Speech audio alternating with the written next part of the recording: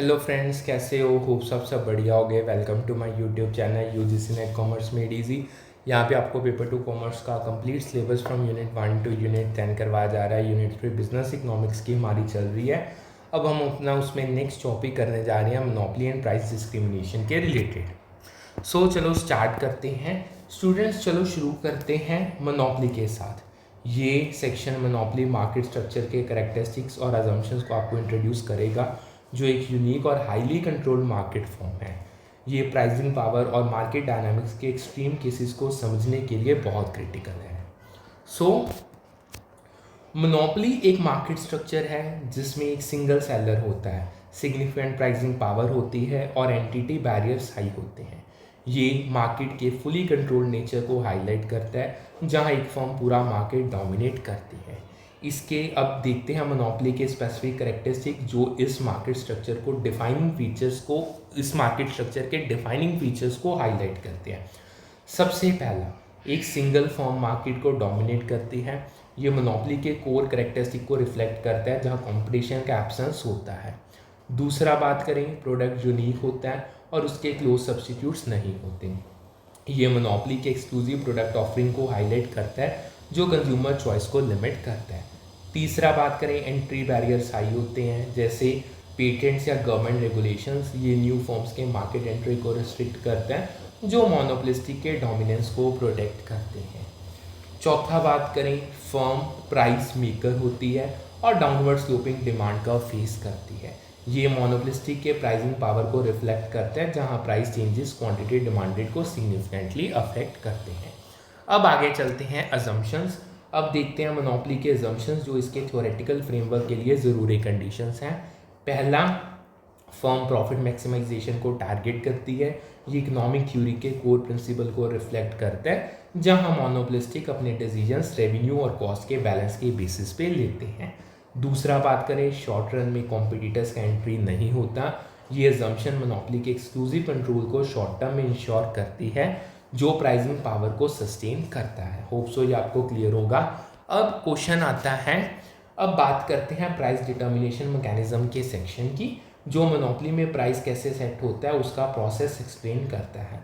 ये मोनोपोलिस्ट के pricing power और मार्केट कंट्रोल को क्लैरिफाई करता है।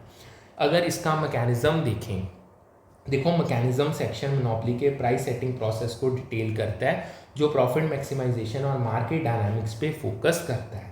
फर्म आउटपुट वहाँ सेट करती है जहाँ मार्जिनल कॉस्ट मार्जिनल रेवेन्यू के इक्वल होती है और प्राइस डिमांड कर्व से डिटरमाइन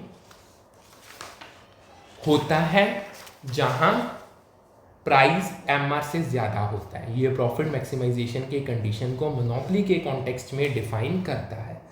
प्राइस एमसी से ज़्यादा होता है, जो मोनोपोली पावर को रिफ्लेक्ट करता है। ये मोनोपोलिस्ट की एबिलिटी को हाईलाइट करता है कि वो मार्केट प्राइस को मार्जिनल कॉस्ट से ऊपर सेट कर सकते हैं। डिमांड कर्व डाउनवर्ड स्लोपिंग होता है, क्योंकि प्राइस रिडक्शन क्वांटिटी डिमांडेड को इंक्रीज करती है। ये मोनोपोलिस्टिक के प्राइसिंग फ्लेक्सिबिलिटी और मार्केट कंट्रोल को कैप्चर करता है। होप सो ये आपको क्लियर होगा।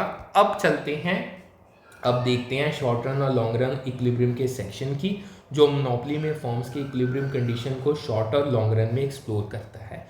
यह प्रॉफिटेबिलिटी और मार्केट स्टेबिलिटी के डायनामिक्स को क्लियर करेगा। स्टार्ट करते हैं शॉर्ट रन इक्विलिब्रियम सेक्शन, जो शॉर्ट रन में मोनोपोलिस्ट के बिहेवियर और प्रॉफिटेबिलिटी को डिस्कस करता है, जहां प्राइसिंग पावर की रोल प्ले करती है। फर्म प्रॉफिट मैक्सिमाइज करती हैं जहां एमसी एमआर के बराबर होता है, और सुपर नॉर्मल प्रॉफिट अर्न करती हैं अगर प्राइस एवरेज टोटल कॉस्ट से ज़्यादा होता है। ये शॉर्ट रन में हाई प्रॉफिटेबिलिटी के पोटेंशियल को बताता है। लॉस पॉसिबल है अगर एवरेज टोटल कॉस्ट से कम होता है, अगर यानी प्राइस एवरेज टोटल कॉस्ट से कम होता है लेकिन एवरेज वेरिएबल कॉस्ट से ज़्यादा होता है। ये शॉर्ट रन में ऑपरेशनल फिजिबिलिटी के सिनेरियोज को बताता है। अब बात करते हैं हम लॉन्ग रन की। देखो long run equilibrium section long run में मोनोपोलिस्ट के सस्टेन प्रॉफिटेबिलिटी को डिस्कस करता है, जहां एंट्री बैरियर्स की रोल प्ले करते हैं। मोनोपोलिस्ट एंट्री बैरियर्स की वजह से सुपर नॉर्मल प्रॉफिट सस्टेन करता है। ये लॉन्ग रन में मोनोपोली पावर के परसिस्टेंस को हाईलाइट करता है। Monopolistic minimum average total cost से ऊपर ऑपरेट करता है, जो इनएफिशिएंसी को रिफ्लेक्ट करता है। ये मोनोपोली के सब ऑप्टिमल रिसोर्स एलोकेशन को कैप्चर करता है। अगर हम ग्राफिकली समझें इस सेक्शन को, अब ग्राफिकल रिप्रेजेंटेशन को समझें जो मोनोपोली के इक्विलिब्रियम को विजुअली एक्सप्लेन करेगी, ये कॉस्ट और रेवेन्यू कर्व्स के इंटरसेक्शन को आपको क्लैरिफाई करेगी। ये मैं एक बार आपको बता देता हूँ। देखो, एक्स एक्सिस आउटपुट को रिप्रेजेंट करता है, ये प्रोडक्शन क्वांटिटी के प्रोग्रेशन को डिफाइन करता है। वाई एक्सिस प्राइस और कॉस्ट को रिप्रेजेंट करता है, ये फाइनेंशियल मैट्रिक्स के मेजरमेंट को हाईलाइट करता है। कर्व्स में डाउनवर्ड स्लोपिंग एवरेज रेवेन्यू या डिमांड कर्व, एमआर जो एआर से नीचे होता है, और यू शेप्ड मार्जिनल कॉस्ट और एवरेज टोटल कॉस्ट से शामिल होते हैं। ये मोनोपोली के रेवेन्यू और कॉस्ट स्ट्रक्चर्स के ग्राफिकल रिप्रेजेंटेशन को डिफाइन करते हैं। इक्विलिब्रियम तब होता है जब एमसी एमआर के बराबर होता है और प्राइस एआर कर्व पे सेट होता है। ये मोनोपोली के प्रॉफिट मैक्सिमाइजिंग इक्विलिब्रियम को विजुअली कैप्चर करता है। होप सो ये आपको समझ आ गया होगा। अब यहाँ पे ना मैं आपको एक प्रीवियस ईयर बहुत इंपॉर्टेंट क्वेश्चन करवाने जा रहा हूँ, that is monopoly revenue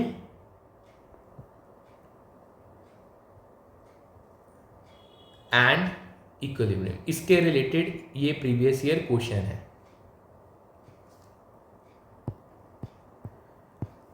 देखो, मोनोपोली के एमआर कर्व का स्लोप एआर कर्व के स्लोप का डबल होता है। ये डाउनवर्ड स्लोपिंग डिमांड कर्व के मैथमेटिकल प्रॉपर्टी को रिफ्लेक्ट करता है, जहां एमआर कर्व एआर से ज़्यादा स्टीपली डिक्लाइन करता है। मोनोपोलिस्टिक इक्विलिब्रियम में होता है जहां एमसी एमआर के बराबर होता है। ये प्रॉफिट मैक्सिमाइजेशन के यूनिवर्सल कंडीशन को मोनोपोली के कॉन्टेक्स्ट में रिट्रेट करता है। मोनोपोलिस्ट का इक्विलिब्रियम प्राइस हमेशा कॉम्पिटिटिव फर्म के प्राइस से ज़्यादा होता है। ये मोनोपोली के मार्केट पावर और प्राइसिंग कंट्रोल को हाईलाइट करता है। शॉर्ट रन में भी जब monopoly firm normal profit earn करती है, वो अपने ऑप्टिमम कैपेसिटी से कम प्रोड्यूस करती है। ये मोनोपोलिस्टिक के आउटपुट रिस्ट्रिक्शन स्ट्रेटजी को रिफ्लेक्ट करता है। मोनोपोलिस्ट प्रॉफिट्स मैक्सिमाइज करने के लिए आउटपुट रिस्ट्रिक्ट करता है और मैक्सिमम एफिशिएंसी यानी ऑप्टिमम कैपेसिटी से कम लेवल पे प्रोड्यूस कर सकता है। ये मोनोपोली के इनएफिशिएंट प्रोडक्शन बिहेवियर को कैप्चर करता है। मोनोपोली के एमआर कर्व का स्लोप एआर कर्व के स्लोप का डबल होता है।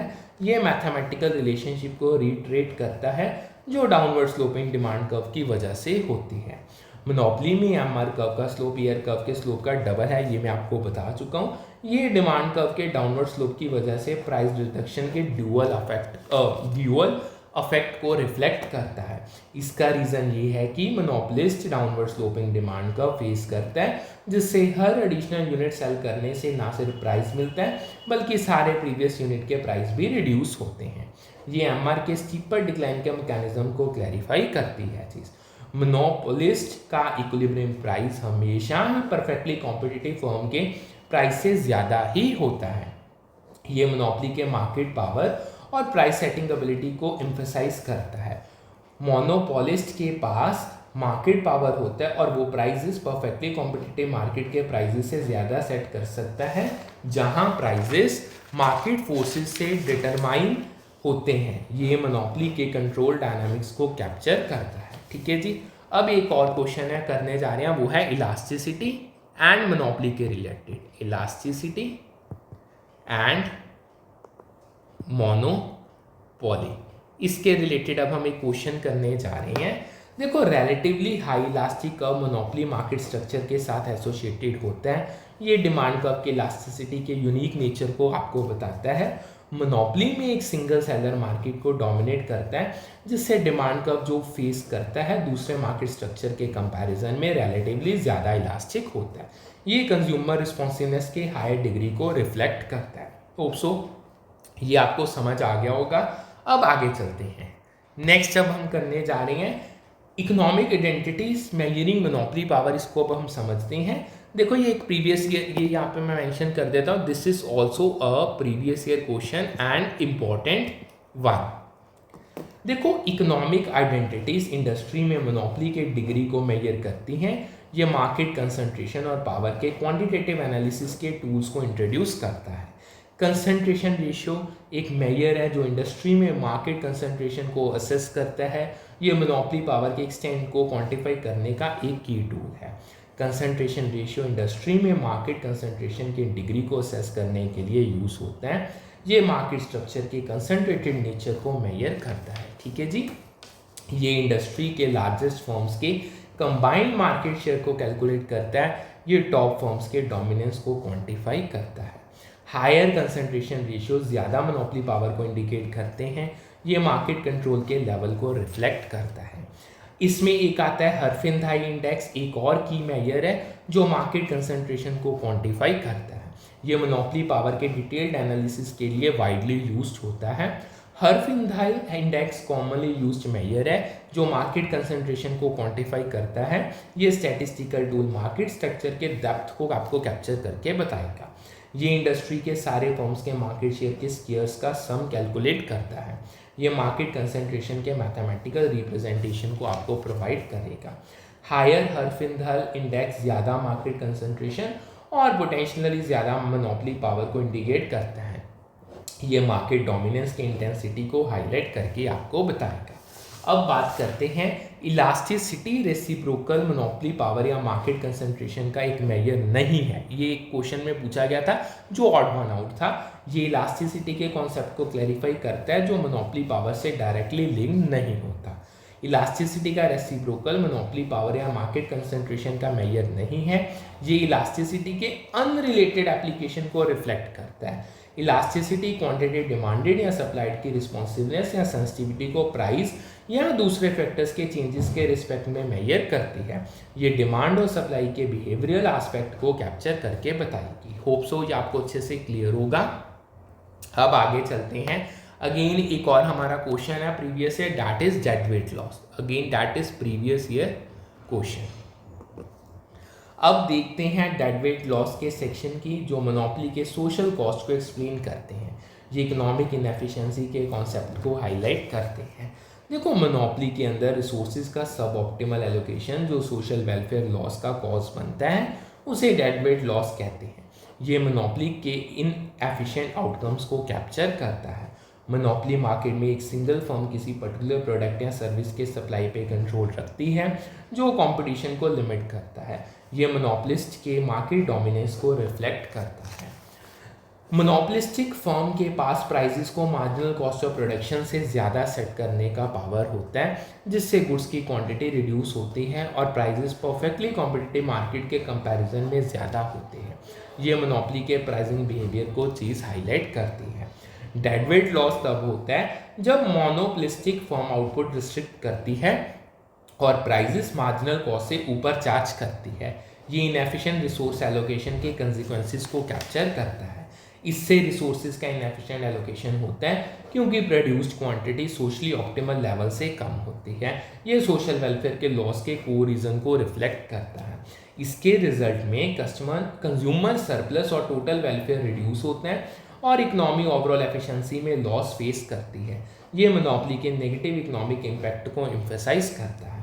Dead weight loss term potential economic welfare के लॉस को रिफ्लेक्ट करती है जो एफिशिएंटली एलोकेटेड रिसोर्सेज और कंपटीशन के एग्जिस्टेंस में अचीव हो सकता था। ये इकोनॉमिक इनएफिशिएंसी के कॉन्सेप्ट को क्लैरिफाई करता है। अब ये टर्म कॉम्पिटिटिव मार्केट में कंज्यूमर सरप्लस और प्रोड्यूसर सरप्लस और मोनोपोली के अंदर रिड्यूस सरप्लस के डिफरेंस को रिफ्लेक्ट करती है। ये वेलफेयर लॉस के क्वांटिटेटिव एस्पेक्ट को हाईलाइट करती है। अब एक क्वेश्चन करने जा रहे हैं that is social cost of monopoly. इसको अब हम करने जा रहे हैं।